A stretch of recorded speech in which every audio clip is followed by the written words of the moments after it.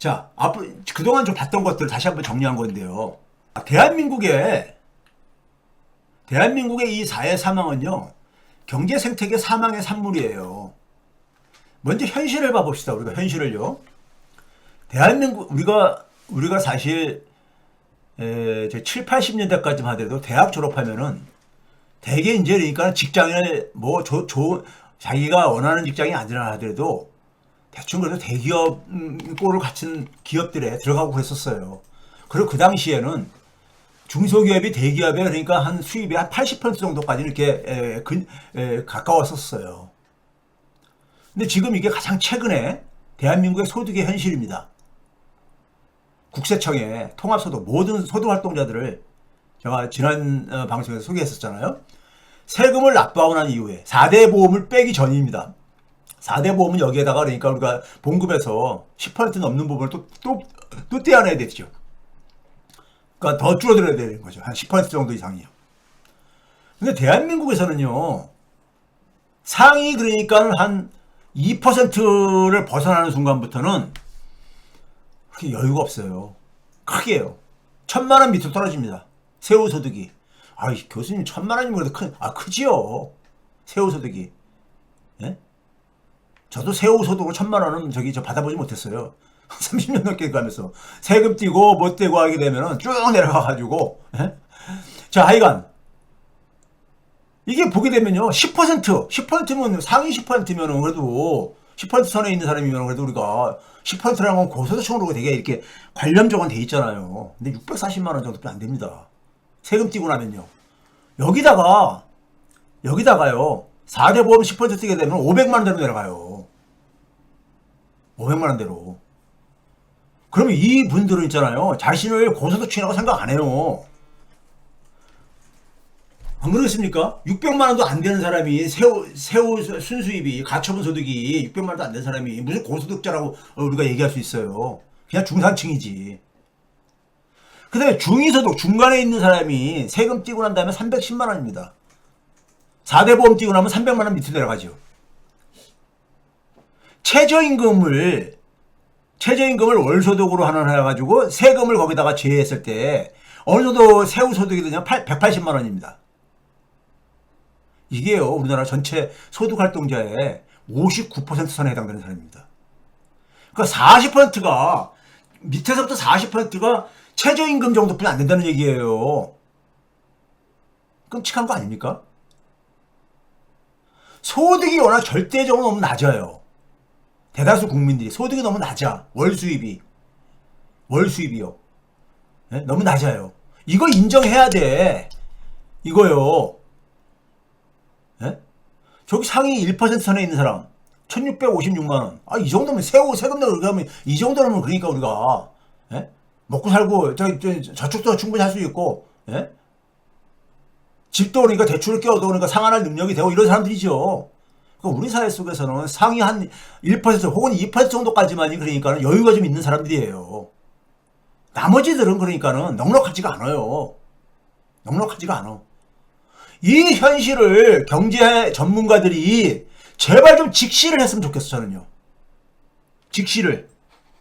예? 이 문제에 외면하면요, 답을 못 찾아요. 답을 못 찾죠. 이 문제에 외면하면. 엉뚱한 데 가서 잠깐만 씨름하면요, 답을 못 찾아요. 그렇지 않겠어요? 자, 그 다음에 우리나라에 있어서 우리가 특히 중요한 게 제가 뭐라 했었어요? 우리가 소득 대비 자산이라는 게 있습니다. 분모가 소득이고 분자가 자산이에요. 예? 자산이 소득이 몇 배냐 이거죠. 그러니까요. 이거는 뭐냐면 자산은 증가하더라도 소득의 증가 속도가 빠르면은 이 격차는 그러니까는 축소가 됩니다. 그러니까 자산이 증가하는 것이 소득에 의해서 만들어지는 사회인 거예요. 많은 부분이. 근데 거꾸로 소득분의 자산의 이 배수가 커진다는 얘기는 뭡니까? 자산 증가 속도가 빨라서일 수도 있지만은 분모인 소득 증가 속도가 낮을 때도 그렇게 발생할 수 있어요. 두 개가 같이 겹치면은 더 빨라지죠. 그게 우리나라예요. 소득 증가 속도는 느리고 자산 증가 속도로 상대적으로 빠른 사회. 이게 대한민국이에요. 아니, 안 좋은 거면 두 개가 다 겹쳐 있는 거죠. 그러니까 소득으로 자산을 축적하는 거는 그러니까는 갖다 버린 지 오래인 거예요. 대한민국에서는요. 예? 이게 대한민국이 전 세계에서 소위 말해서 통계가 집계되는 나라들, 통계가 집계되는 수십 개 나라들 중에서는 제일 높아, 대한민국이. 2023년 기준으로요. 9.81배. 제일 높아. 이 파란색 선이 대한민국입니다. 여기 지금 보게 되면 G5 정도. 미국, 독일, 일본, 영국, 프랑스 G5 정도가 그중에서 두 번째로 높은 나라가 6.9배 정도. 예? 일본이 90대 초만 하더라도 한 8배 정도 됐어요. 8배요. 그래서 쭉 떨어져가지고 7배 밑으로 내려온 거야. 근데 우리는 한 6배 미만에 있다가 이제 10배까지 이제 육박하게 가고 있는 거예요. 10배까지. 이거 여러분, 제가 여러 번 보여드렸잖아요. 이걸 지금 제가 반복하려고 하는 게 아니라 오늘은 제가 좀 가슴 아픈 부분이지만 이 얘기를 하려고 해요. 여기 파란색 수치가 중간에 여러 개가 이렇게 써져 있죠. 일부러 한국 거만요. 왜 그러냐면요. 여기 지금 한국 같은 경우 2000년에 5.356으로 저기 5.666은요. 외환위기 직전입니다.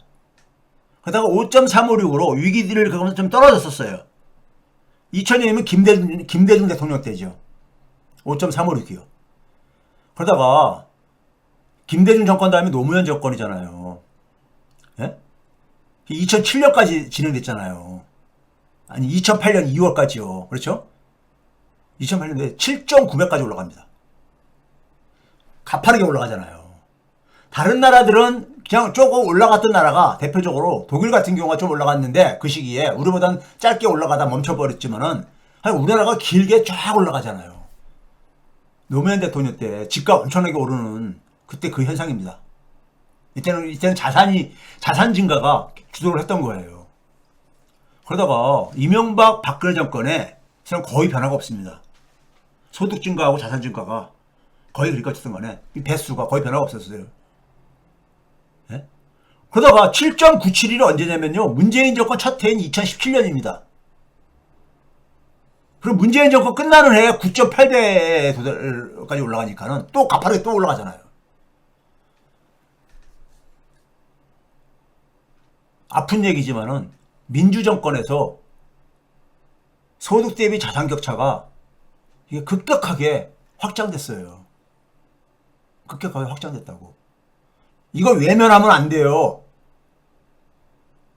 다음 민주정권이 이제 반복하면요. 대한민국은 극우 정권, 또 다른 극우 정권이 오고, 그 다음엔 정권 못 뺐습니다. 예? 이거 외면하면 안 돼요. 이거 외면하면 안 됩니다. 자, 실제로 봐봐요. 우리가 이런 점이 있습니다. 노무현 정권 때랑 문재인 정권 때 전 세계가 다 집값이 폭등을 했던 시기예요. 집값이 폭등을 했었습니다. 예? 왜 그러냐? 2003년 6월 달부터 미국이 1%까지 연준이 금리를 내리거든요. 초저금리 시대가 와요. 그 당시까지도 일본이 세계 경제 규모 2위였었습니다. 지금만 찌그러들었지만은 독일한테도 밀리고 그러지만은 예? 그렇죠? 일본은 그 당시 제로금리였었고요. 2003년도에는 양쪽 하나까지 할 때죠. 그러니까 전 세계에서 가장 경제 규모가 큰 두 나라가 초저금리 시대, 돈을 그러니까 엄청나게 풀던 시기예요. 노무현 시기 때가. 그래서 글로벌 금융위기 직전까지 집값이 전 세계적으로, 소위 이걸 가지고 글로벌 유동성, 그 당시에 글로벌 유동성이라는 게 굉장히 많은 이제니까는 이 언론이라든가 많은 전문가들이 얘기했던 용어였었습니다. 글로벌 유동성이 막 폭발하다 보니까는 이게 대한민국에도 이 돈이 그러니까 전 세계에 그러니까 막 공급이 증가된 돈들이 돈의 쓰나미가 막 몰려온 거예요. 몰려와가지고 막 자산 가치들을 막 뛰어 올린 거지요. 올린 거야. 그 시기가 그러니까 노무현 대통령 시기인데 문제는 봐보세요. 이 증가 속도가 한국이 문제는 다른 주요 국가들에 비해서 저희 프랑스만 빼놓고 높았었어요. 프랑스만 빼놓고. 한국만 그런 게 아니라 전 세계가 그렇게 했었으니까요. 근데 문재인 정권 때 보게 되면은 문재인 정권 때는 그냥 압도적으로 한국이 높았어요. 네? 그러니까 김대중 노무현 정권 때와 문재인 정권 때 이 자산소득 격차가 큰 폭으로 그냥 폭발적으로 증가를 해요. 네? 여기에 이제 글로벌 유동성도 하나의 원인이긴 하지만은 그거 플러스 알파가 있다는 얘기예요. 그거 플러스 알파가 있다는 얘기예요. 예? 예, 한국이 1등을 했냐 이거죠. 증가율에서 이거 외면하면요. 다음 민주당 정권도 또 실패합니다. 이거 외면하면. 자, 이거 한번 봐보세요. 이거 뭐 확장을 하면은 수치가 많아져 되면 여러분들 머리가 복잡해질 테니까는 여기 지금 봐보세요. 1998년부터 2007년 이게 뭡니까? 김대중 노무현 기간이죠. 김대중 노무현 대통령 기간이잖아요. 2017년부터 2021년 문재인 대통령 기간이잖아요. 부동산 자산의 자산 증가율이 미국보다 높았죠. 파란색이 한국이고 검정색이 흑색이 미국이니까요. 높았죠. 예? 금융자산은 근데 미국이 더 높죠. 맨 오른쪽에 있듯이. 그러니까 문재인 정권 때만 보면요. 예? 그러니까 금융자산의 대표적인 게 주식 뭐 이런 거니까는 금융자산은 부동산 자산보다 그래도 예? 덜 해악적이죠. 덜 해악적입니다. 예? 좋다는 얘기는 아닙니다. 그런데 여기 제목에 보게 되면 빨간색으로 쓰는 게 이게 윤석열 기간 때입니다. 윤석열 기간 때 우리가 그럼 이 당시에 이 부동산 자산의 가치를 증가시키는 힘은 뭐예요? 돈이죠, 뭐 돈. 예? 문재인 정권 때 주택담보대출이요 5년 동안에 한 38%가 증가했어. 주택담보대출이요. 미국은 같은 기간에 주택담보대출이 16% 정도뿐이 안 증가했습니다. 절반도 안 증가했잖아요. 이거는 이 통화량은 이 대출은 한국은행이 중앙은행이 정부가 이거 통제할 수가 있는 거예요. 이거는요. 그래서 우리가 수요 억제 정책을 문재인 정권 때 초기에는 막 쓰고 그랬었잖아요. 예? 아 돈을 이렇게 많이 풀어주는데 어떻게 집값이 안 올라? 그러니까 온 나라 전 세상이 다 그러니까는 이 신용이 폭발적으로 증가했다. 이것만 가지고 설명이 안 된다는 얘기예요. 한국이 더 유독히 그랬다는 얘기예요. 그러니까 연평균으로는 6.6%씩 증가했어요. 주택담보대출이. 미국은 절반도 안 되는 연 3.1%씩 증가했었고요. 주택담보대출이. 예? 그러니 집값이 안 올라가지. 윤석열 때는 더합니다, 지금요. 10.4%, 연 10.4%씩 증가. 주택담보대출이. 한국은행이 참 미친 짓 하는 거야, 이거니까요. 대한민국은 제가 옛날부터 얘기했잖아요. 부동산의 인질로 잡혀가지고, 예? 이게 결국은 나라 다 망치는 거예요. 이게 나라 망치는 거야. 국민들도 여기에 같이 그러니까는, 속으로는 그러니까, 예? 강 건너 불구경하듯이 은근히 기대하고 있고, 집 가진 사람들은 집값 올라가기를. 그러니까 다 공범들인 거야. 제가 그랬잖아요. 글로벌 금융이 딱 터지고 난 다음에 미국의 타임지에서 인터넷으로 조사를 그때 당시 여론조사 했잖아요. 글로벌 금융위기의 주범이 누구냐? 누가 책임 있느냐 했을 때 1위가 누구냐? 조지 부시. 위기를 일어났을 때 대통령이니까 현직 대통령이니까 2위가 누구냐? 그 전임 대통령 클린턴이 why me 그랬었어요. 내가 왜 이러면서 클린턴 정확하게 짚어낸 겁니다. 클린턴 때부터 시작됐거든. 월가에 포획당해 가지고 3위를 누굴 찍어냈냐? 미국 시민들이 자기 자신 소비자 미국 시민들이라고 찍었어. 미국 시민들 자기 자신을 찍었다고요. 자기 자신들도 같이 덩달아서 그냥 막 다 환호하고 그러면서 그렇게 했다 이거예요. 예? 그러니까 어리석은 국민들은 어리석은 지도자를 만들고 나라를 그러니까 그래가지고 망주에 하는 겁니다. 이게 역사의 교훈이에요. 예? 역사의 교훈입니다.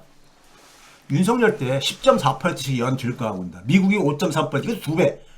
이거 2배잖아, 이것도요. 한국이. 예? 근데 이거는 그러니까 글로벌 유동성과 관계가 없는 거잖아. 국내 신용은요, 조절이 가능한 거예요.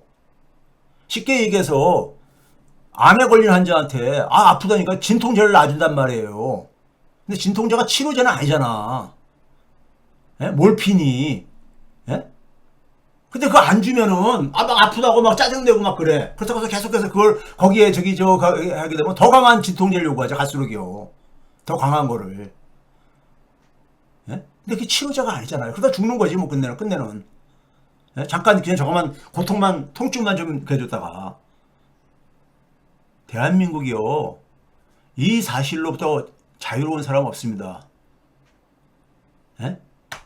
자, 그 결과가 뭐냐? 제가 수택에 보이잖아요. 지금 우리가 인구 감소 얘기하고 이창용이 지금 결혼율이 유지가 되고 2050년에 마이너스 성장한다. 그 전에 마이너스 성장됩니다. 제가 볼 때는요. 예? 소득 격차가 심해진다는 얘기 제가 했잖아요. 소득 격차가 굉장히 심해. 임금 노동자하고 자영업자하고 소득 격차. 우리 대표적인 대한민국형 소득 격차라고 했잖아요. 예? 결혼율. 자산소득 격차하고 결혼율. 그러니까 소득이든 자산이든 간에 불평등이 결혼율을 그러니까 결정하는 거예요. 그러니까 당연히 뭐냐면은 이건 근데 어디서 비롯되지 않았어요? 소득 격차는 우리나라는 제조업 중심으로 박정희 시스템이라는 것이 한강의 기적이라는 것이 제조업 신화잖아요. 제조업 가지고 경제 성장한 거잖아요. 제조업 가지고 일자리 만들고 제조업 가지고 소득 만든 거잖아요. 근데 제조업의 일자리가 이제 16개도 못 만들어내요. 그랬잖아요. 100명 중에서.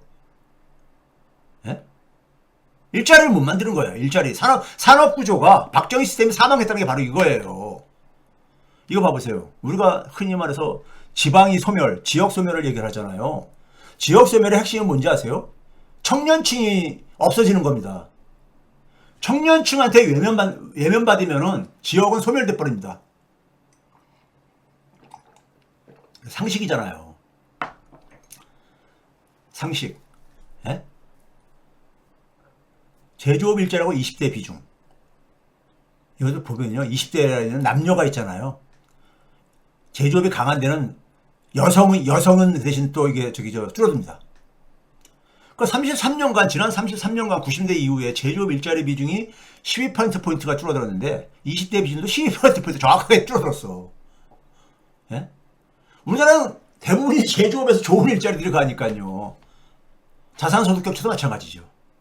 일자리가 가니까는 사람들이 소득은 안 증가하고 그러죠. 일자리가 없으면 소득이 발생 안 할 게 아닙니까? 분모인.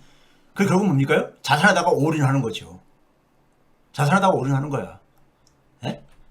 자산소득 격차하고 2030 비중. 봐보세요. 95%예요. 상관성이. 예? 청년들이 그러니까는 저희 때는 월급이 지금보다 굉장히 작았어도 그거 가지고 저축도 하고 그거 가지고 그러니까는 전세부터 월세 전세 이렇게 밟아가지고 집도 장만하고 이런 게 가능했던 시대가 있었는데 지금 불가능하잖아요. 그런 식으로는요. 대부분 청년들한테는 이거 인정해야 돼요. 이거 외면하면 안 돼. 주거비 당연히 가죠. 예? 출산율 주거비하고 출산율 당연히 관계가 있죠. 이거 봐보세요. 이번에도 그러니까는 최상목이랑 추경호 참 역대 경제부총리 중에서 이렇게 무능한 사람들 처음 봤어. 뻔뻔한 사람들 처음 봤어. 진짜 내가 웬만하면 진짜 특정 이름을 거론하면서까지 얘기하고 싶지 않은데 너무 뻔뻔해. 여기 지금 이제 악성 미분양 주택들, 아니 사람들이 시장에서 외면하는 주택을 정부가 사준다는 게 이게 논리적으로 말이 되는 얘기입니까 이게? 예? 논리적으로 말이 되는 거냐고 이게.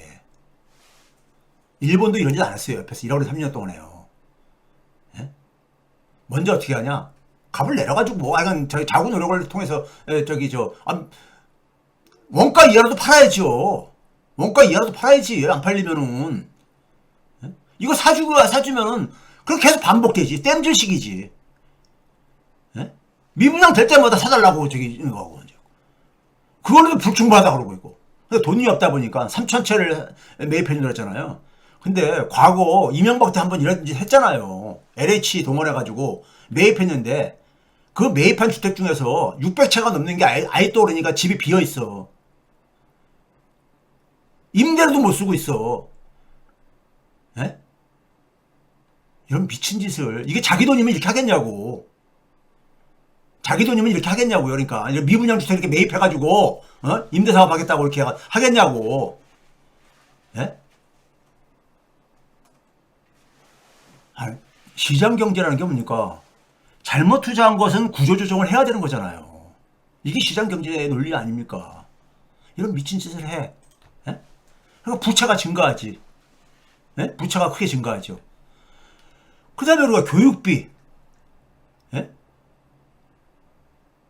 할아버지 경제력이 손주의 그러니까는 교육력을 결정하는 자산은 뭐냐면 이게 자산은 뭐라 했었어요 제가요? 자산은 이게 소위 말해서 그 세습되는 하나의 축적의 개념이거든요. 소득은 매달 들어와서 쓰고 없어지고 하는 거지만은 이건 축적이 되는 거잖아요. 예? 출산율, 사회교육법 출산율 당연하죠. 아니, 이런 거 외면하고 무슨 출산 걱정하고 하는 사람들 보면 난 그 사람들 보게 되면요 굉장히 예? 저분들은 아니 원인이 나와 있으면 그 원인을 외면하고 엉뚱한 얘기들을 해. 예? 엉뚱한 얘기들, 되게 근본적이지 않은 얘기들 가지고 주로 얘기를 해. 처방책이라고 해가지고. 그건 뭡니까요? 해결 의지가 없다는 거지. 그냥 방송에 나와서 쇼를 하는 거지. 쇼를요. 이거 봐보세요. 우리나라에 자산이 굉장히 불평등하지만은 자산을 가진 사람들하고 안 가진 사람들, 순자산이 상위 10%는 평균이 한 20억대요. 평균이. 근데 10% 내려가는 순간부터 10억 밑으로 뚝 떨어집니다. 그러니까 대다수 중산층은 별로 없어요. 별로 없어. 자산이 있다 하더라도 많은 대출을 끼고 있는 거고. 예? 그러니까 한 중간부터 해가지고 중위소득부터 상위 한 그러니까는 그 이 10% 밑에까지는 그냥 중산층 수준인 거야 그냥. 이게 현실이라 이거예요. 자, 이와 관련해서 최근에 우리가 상속세 문제가 또 고되고 있잖아요. 이거 여러분들 볼 때 최상목이 저렇게 한번 했다가 지금 또 자제되고 가는 거잖아요. 지금 옛날에 작년에는 누가 주도했냐면 청와대 정책실장 하는 그 저기 저 연세대 저기 경제학과 교수 중에 성태윤 교수가 주도했다가 이제는 청와대실이 식물인간이 되다 보니까 이제 최상목이 이제 총대 메고 하고 앉았는데, 여러분들 제가 이거 여러 번 보여드렸죠. 존 스튜어트 밀이라고 있잖아요. 이게 서양 보수의 뿌리죠. 예? 저는 서양 보수는 이래야 된다고 봐. 이 사람이 소득세에 대해서 굉장히 부정적으로 평가하는 사람이에요. 땀 흘려 일한 사람한테 예? 세금을 이렇게 많이 뜯는 거는 정당하지 않다고 사람이야. 근데 이 사람이 정치 사상에서도 굉장히 뛰어난 사람이고, 철학, 정치학, 옛날 사람은 다 이게 다방면에 다 했었죠. 경제학에서도 굉장히 하여간 업적을 남기죠. 1848년도에 정치경제 원리라고 해가지고, 그 당시 다 폴리티컬 이코노미 했었습니다. 원래 정치와 경제는 분리할 수 없다는 게 제 늘 얘기하는 거잖아요. 예? 정치를 떼어낸 이유가 왜 그러냐? 경제학에서 정치를 떼어낸 이유가 왜 그러다 했었어요? 정치를 떼어내야지만이 돈의 힘이 지배하는 세상이 되거든. 경제는 두 가지 영역이 있다 그랬잖아요. 시장의 영역하고 정치의 영역이 작동한다. 민주주의하고 시장 경제의 영역이 작동한다 했잖아. 예? 근데 정치의 영역이 없어지게 되면 시장의 영역만 남는다는 얘기고, 시장의 영역은 돈의 힘이 지배하는 곳이야. 돈 많은 사람이 유리한 게임을 할 수 있는 곳이지. 그래서 그러는 거예요. 다른 거 없어요. 근데 돈이 없는 사람들조차도 시장 외쳐. 참 진짜 참 사람이 무식하면은 자기 도끼로 자기 발등 찍는 것도 모르고 가는 거예요. 자기 몸에 자기 스스로 상처를 내는 거야. 이게 무지의 산물인 겁니다. 정치 경제 원리에서 이 사람이 거기는 이제 북1부터 해서 북5권까지 쭉 6권까지 쭉 하는데, 5권에 이게 5권이라서 책이 얘기한 게 책 자체가 두꺼워가지고 이렇게 타이틀을 이렇게 붙인 거예요. 책 5권의 제목이 뭐냐면 정부의 영향에 대한 거예요. 거기 1장이 뭐냐면 챕터 1이 뭐냐면은 조세의 그러니까 일반적인 원칙에 대해서 여러 가지, 처음에는 우리가 생산, 그 다음에 분배 이렇게 쭉쭉 이렇게 쓱 써내려가요. 내려가는데 거기에 이제 1장에 나오는 얘기야. 이거 여러분들 인터넷에 구글에서 검색하면요, 이 책은 옛날 고전이기 때문에 PDF 파일로 다 볼 수가 있습니다. 그러면 누가 그 뒤에 이렇게 편집을 했냐에 따라서, 아니, 그러니까 서문을 누가 였냐에 따라서 페이지 수 조금 달라질 수 있지만은 그 제목과 장과 저 챕터를 보게 되면 쉽게 쓸 수가 있어요. 거기에 이 내용입니다. 이런 내용이 있습니다. 이게 내용이 다 보면 좀 너무 길고 영어로 된 거를 간 거는 여러분들이 여러분들한테 그러니까 여러분들 잘 믿지 않잖아. 그래가지고 제가 영문으로 가고 뒷페이지에다가 제가 이제 이 번역을 해가지고 한 거예요.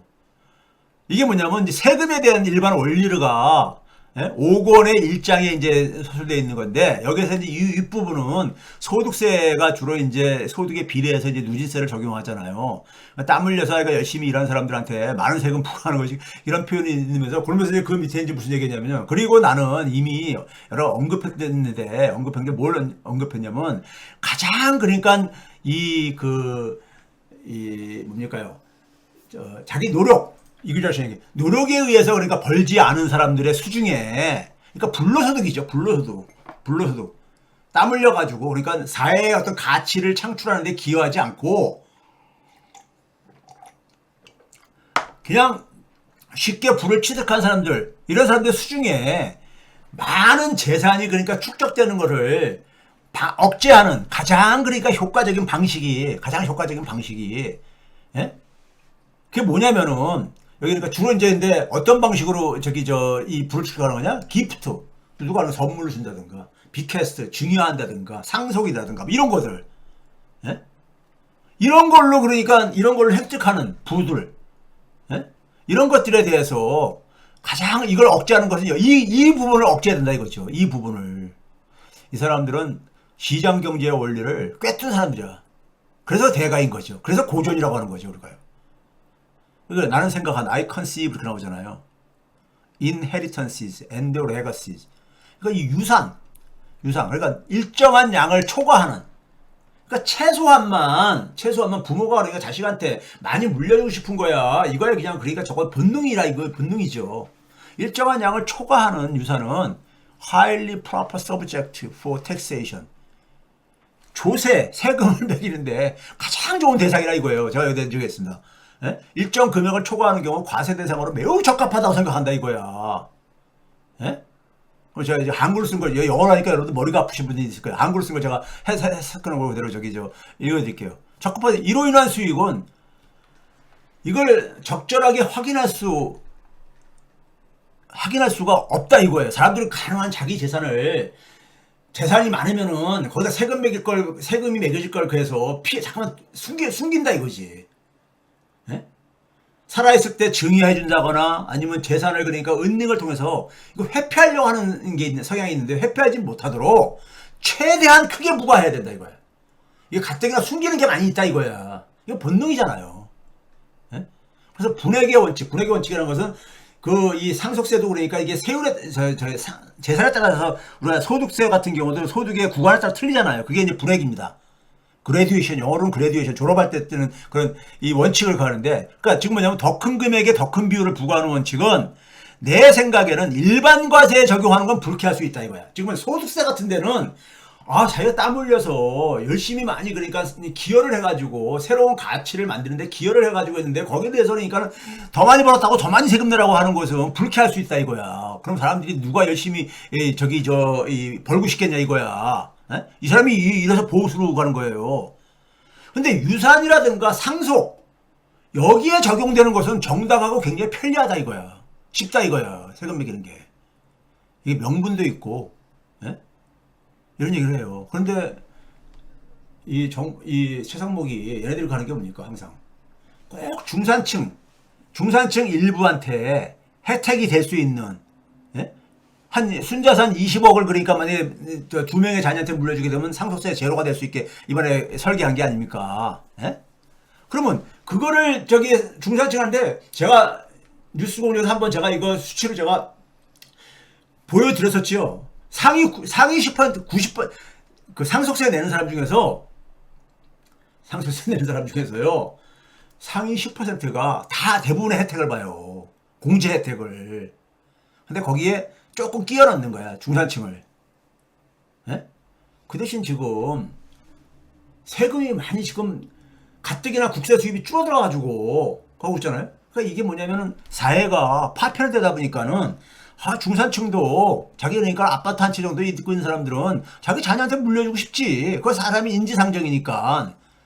그런데 그 마음에서 이거 가지고 사회 정의가 되든 말든 간에 내가 조금 이익을 보면은 이렇게 지지하는 거고. 예? 이러면 안 됩니다. 그러다 보니까 사회가 없어진 거야. 그러다 보니까 극우가 이렇게 성장한 거고요. 사회라는 건 뭐예요? 함께 살아가는 곳이에요. 함께 살아가는 집입니다. 예? 나한테 이익 되면은 다른 사람한테 뭐가 되든 간에 그러다 보니까 지금 미국이나 한국이나 어떻습니까요? 미국에서 흔히 벌어지는 현상 중 하나 보게 되면은 막 불법 체류에서 단속한다 그럴 때 거기 한국 교민들 중에서도 보게 되면요. 댓글 담아지 쓰는 것들 이렇게 읽어보면요. 불법 체류자한테 무슨 인권이냐 그래요. 아니 깜빵에 있는 사람은 인권이 없는 겁니까? 왜 이렇게 진짜 이렇게 무식해졌고 이렇게 야만화됐어요, 이렇게요? 예? 그게 뭐 동물이지, 그게 뭐 사람이 얘기예요. 그러면은. 죄를 지은 사람한테는 인권이라는 게 없는 겁니까? 그러니까 자기한테 그러니까 피해가 안 되면서 다른 사람들이, 그러니까 예를 들어서 공무원들을 가면 무자비로 머스크가 막 잘라내. 예? 공무원들, 정부에 대한 불신감들이 많이 있고, 정치인들의 불신감이 있는 걸 이용을 해가지고 그렇게 하는 거거든. 그럼 그냥 뭐 잘한다 그러는 거야, 그냥. 나한테 피해 안 되면 그냥 되는 거야. 근데 그게 궁극적으로 자기한테 피해가 돼서 돌아오는데, 공동체가 그러니까는 이 해체되는 거잖아요, 공동체가. 예? 이걸 레이건 때부터 경험을 했는데도 불구하고, 예? 사람들이 망각의 동물이고 그러다 보니까, 예? 그 자기가 경험하지 않을 때 있었던 일이니까는, 자기한테 피해가 안 가면 그냥 지지하는 거야. 예? 사람들이. 그러다 보니까 사회가 해체되는 거죠. 사회가 없어지는 거예요. 그러니까 전부 다 사람들이 뭡니까? 내 가족, 나와 내 가족만이 그러니까는 중요하다고 생각하며 살아가는 거지. 예? 동물들하고 비슷하지 뭐 그래요. 동물들도 다 그런 거 아니에요? 그게 바로 뭐예요? 극우의 토양들이지 뭐야. 극우의 토양이죠. 그걸 자랑스러워할 일은 아닙니다. 자기 자신의 모습이 그렇게 한 것을. 자, 경제생태계가 이렇게 붕괴된 게 우연이 아니란 얘기예요. 그러니까요. 사회가 해체된 게 우연이 아니고요. 제가 이거 지난번에 보여줬죠. 아니, 소득을 보여줬죠. 지역별로요. 근데 지난 25년, 그러니까 4반세기죠. 1세기가 100년이니까는 4분의 1이니까는요. 지난 25년 정도에 20대 인구 변화율이에요. 지역별로요. 제일 많이 줄어든 데가 어디냐? 부산. 부산 말이 많잖아요. 부산이 한 40%로 줄어들었어요. 20대 인구가. 전국의 평균이 21%인데 2배가 더 줄어든 거야, 부산이. 2배. 경기도만 빼놓고 다 줄어들었어. 예? 이게 대한민국의 현실을 보여주는 지역별, 그러니까 지방 소멸에, 지역이 다 소멸하지. 그러니까 대한민국 자체가 소멸하고 있고 20대 인구의 변화율이에요. 근데 비슷한 기간에 24년도까지 성별로 분리가 안 돼가지고 여성 인구 변화율을 보게 되면요, 1등이 경북입니다. 부산이 아니라. 그리고 상대적으로 충북이나 충남이 제조업 기반이 많습니다. 그래서 앞에 한번 잠깐 봐보세요. 충북이나 충남을 봐보세요. 충북이나 충남을 보게 되면 충남은 경기도 다음이잖아요. 마이너스 4%. 충북은 마이너스 16%잖아요. 20대 인구 변화율이요. 전체적으로는요. 그런데 20대 여성만을 보게 되면요, 충북과 충남이 어디에 있습니까요? 전국 비율보다 더 높죠. 33%, 31% 정도. 왜 그래요? 제조업, 충북과 충남이 제조업이 그래도 다른 지역에 비해서 많이 있는 지역이잖아요. 근데 그 여성들의 일자리는 별로, 이게 제조업이라는 게 원래 남성 중심의 저기 산업 성격을 갖고 있잖아요. 그러니까 충북, 충남은 여성들이 떠나는 거야. 20대 여성들이. 예? 그러니까 경북이 꼴찌인 게, 경북도 마찬가지죠. 예? 경북 전남도 그러니까는 산업단지가 좀, 이런 데 있잖아요. 예, 광양이라든가. 20대 인구 변화율을, 여성 변화율을 이제 표로 만든 거고요. 그 다음에 제가 이거 과거에 보여드렸죠. 부산이, 그러니까 아까 잠깐만요. 부산을 딱 보여드린 제조 고용 비중이 지금부터 35년 전만 하더라도 부산이 한국의 평균보다도 한 10%포인트가 높았어요. 제조업 비중이. 37.5%였었어. 그 당시 대한민국 평균은 27.6%였었는데. 근데 지금은 대한민국 평균보다 더 나죠. 한 2%포인트 더 나죠. 되게 빠르게 진행된 거죠. 되게 빠르게 진행된 거야, 부산이. 초압축적으로 탈공업화된 거야. 대한민국이 압축적으로 탈공업화됐으면 이건 초압축적이죠. 네? 부산의 20대가 제일 감소율이 높은 이유인 거예요. 부산 사람도 그런 얘기 많이 하잖아요. 부산은 노인, 아파트, 네? 이 도시라고. 자조적인 말로 얘기를 하잖아요. 네? 그래서 제가 그랬잖아요. 대한민국의 일본화가 아니라 부산화다. 일본 사람들은 자기들이 불쾌할 수가 있다. 이런 얘기 했잖아요. 네? 실제로 일본하고 비교해보게 되면은 굉장히 빠르게 진행된 거지, 부산이요. 네? 여기에 2030 비중을 봐보세요. 2030 비중을 보게 되면은 전국 평균이 한 14% 정도 포인트 줄어들었는데, 예? 지난 5년간에 부산은 10% 포인트 정도 줄어든 거예요. 젊은이들 많이 떠나는 것이요, 그러니까요. 젊은이들 떠나는 것이. 부산이 고향이신 분들은 잘 느끼실 거예요. 부산 고령화가 우리가 지금 작년 12월 달로 그러니까 올해부터는 그러니까 초고령 사회라고 하잖아요. 초고령 사회. 예? 20%가 넘으면 그러니까 전체 인구 중에서 65세 이상이 20%가 넘으면 초고령 사회라고 하잖아요. 예? 근데 부산은 거의 옛날에 넘었었어요. 부산은 옛날에 넘었었는데 부산은 이미 그러니까는 4명 중에 1명이 65세. 4명 중에 1명이. 예? 이게 뭐 동전의 그 앞뒷면이니까죠. 젊은 사람 줄어들고 65세 이상은 그하고 그러니까요. 그러니까 일본보다 빨라 부산이. 일본이 세계에서 가장 고령사회잖아요. 일본보다 빠른 부산의 고령화 속도.